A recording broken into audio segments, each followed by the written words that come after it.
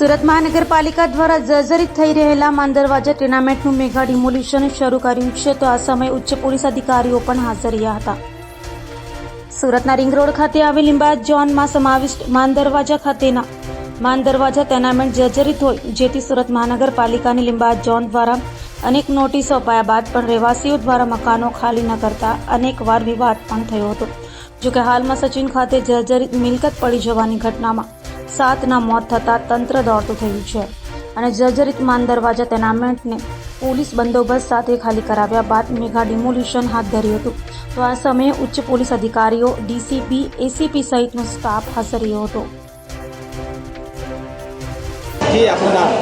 મારું નામ છે રાજેશભાઈ રાણા. રાજેશભાઈ, ટેનામેન્ટ ખાલી કરવામાં આવી રહ્યું છે, કેવી રીતે લોકોને સમજાવવામાં આવ્યું?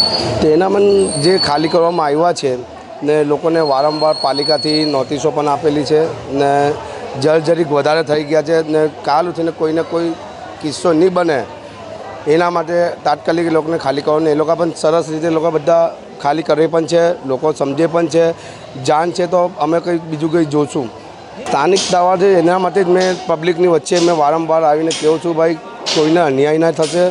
જે આપની પોલિસી છે, જે કોન્ટ્રાક્ટર આવવાનો છે, સારા બિલ્ડિંગ બનશે ને તમને સારા મકાનો પણ ત્યાંથી આપવાના આવશે. રિડેવલપમેન્ટની આપની કન્ડિશન જ છે, એ કન્ડિશનના હિસાબે 3 વર્ષની અંદર આપણે એને હેન્ડ ઓવર જ્યારથી ટેન્ડર આવશે એટલે 3 વર્ષની અંદર એ લોકોને હેન્ડ ઓવર થઈ જશે. ટોટલ 992 ફ્લેટો છે અને 992 ફ્લેટો હાયર પરચેસથી ખરીદવામાં આવેલા હતા. લગભગ 47 વર્ષ પહેલાં આ સ્કીમ બની હતી ત્યારે હાયર પરચેસથી આપવામાં આવેલા હતા. આ રીડેવલપમેન્ટ હેઠળ છે. રીડેવલપમેન્ટની સ્કીમ હેઠળ જે એમને સગવડ આપવાની થશે તે પ્રમાણે એમને તમામ બેનિફિટ મળવાના જ છે. સ્થાનિકો દ્વારા આરોપ લગાડવામાં આવ્યો હતો કે ઘણા સમયથી રીડેવલપમેન્ટનું પ્લાનિંગ ચાલી રહ્યું હતું, પણ આજ દિન સુધી કોઈ અધિકારી દ્વારા કે કોઈ બિલ્ડર દ્વારા અમારી સાથે મિટિંગ નથી કરવામાં આવી, જેથી કરીને અમે ખાલી નથી કરી રહ્યા, એવા આરોપો લગાડવામાં આવ્યા હતા. તમામ ટેનામેન્ટવાસીઓને નિયમિતપણે પિરિયોડિકલી અવારનવાર આપણે નોટિસ ઇસ્યુ કરી છે, સમજાવવામાં પણ આવ્યા છે. એટલે એ બાબતનો કોઈ પ્રશ્ન જ નથી કે એમની સાથે મિટિંગ નથી કરી કે કોઈ પણ પ્રકારની સમજ આપી નથી. આપણે અવારનવાર તેઓની સાથે સમજાવવામાં પણ આવ્યા છે અને મિટિંગ પણ કરી છે.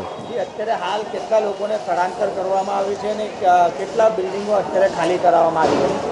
ટોટલ બી અને સી મળીને 992 ફ્લેટો છે.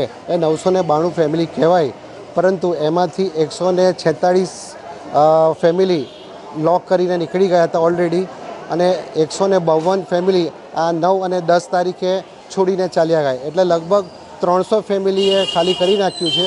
બીજા જે 600 ફેમિલી બાકી રહે છે તેને ખાલી કરવા માટે પોલીસ કાફલા સાથે સુરત મહાનગરપાલિકા અને લિંબાયત ઝોન કચેરીની ટીમ અત્રે અહીંયા ઉપસ્થિત થયેલ છે. સુરત મહાનગરપાલિકા દ્વારા શું બાહેધરી આપવામાં આવી છે જેથી કરીને લોકો સ્વૈચ્છિક ખાલી કરીને જતા રહે? સુરત મહાનગરપાલિકા દ્વારા એમને સમજાવવામાં આવ્યા છે કે આ ટેનામેન્ટ 47થી 50 વર્ષનો બાંધકામનો સમય થયો જૂના છે, લાઈફમાં પૂરી થઈ ગઈ છે, જેથી તમારે હવે સલામત સ્થળે ખસી જવું યોગ્ય છે. એ સમજાવટથી મોટેભાગના 50% લોકો સમજીને સ્વૈચ્છિક ખાલી કરી ગયા છે.